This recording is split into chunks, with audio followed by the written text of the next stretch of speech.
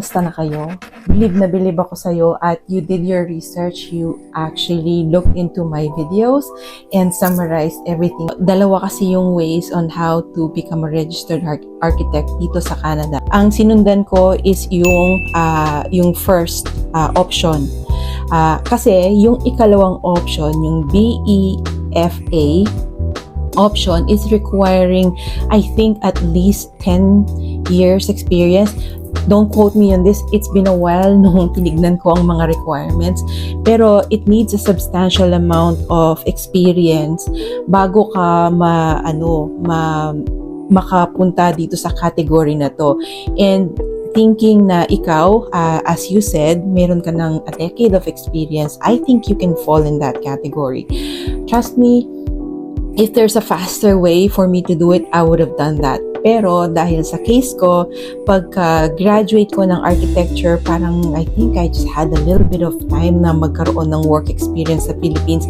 Pumunta na agad ako sa Canada. And that means I did not have enough Philippine experience na in architecture para ma-qualify ako dito sa BEFA na to. So tinanong din niya na kung ano daw yung timeline, kung gaano ba katagal ako ang time na ginugol ko mula noong pinaayos ko sa CACB yung mga credentials ko, meaning pinatignan ko kung enough ba yung mga units ko. So mula noon, I think nung sinubmit ko sa CACB, I think it took like maybe 6 months, 3 to 6 months. Matagal siya. So, mababayad ka ng parang $1,000 para tignan nila yung credentials mo. And then, after 3 to 6 months, sabi nila, okay, your education meets the criteria. You can now apply as an intern architect sa AAA. So yung AAA doon sa Alberta ay iyon ang katumbas ng UAP sa Philippines. Yung mga architectural governing bodies kung saan ka magre-register, nag-iiba-iba siya depending kung anong province, kung saang province nandoon ka. So ngayon, ako ay nasa British Columbia. I am a member of the AIBC Architectural Institute of British Columbia. I gave up my AAA, Alberta Association of Architects registration kasi it's too much. Hindi naman ako nakatira doon. Nakatira na ako dito sa BC and I don't do projects over there anymore. After 3 to 6 months na pag-aantay na tignan nila yung aking mga credentials, I joined a AAA as an intern architect. And after that, nagtrabaho na ako as an intern architect. Nag-apply ako sa different companies as an intern architect, meaning may sweldo.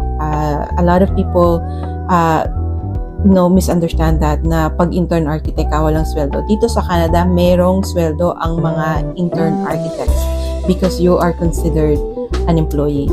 And after that, it's up to you kung gaano mo katagal makuha lahat ng mga working experience mo para mag-qualify na makapag-take ng exam as a registered architect. It took me 2 years and the minimum I think is 2 years experience.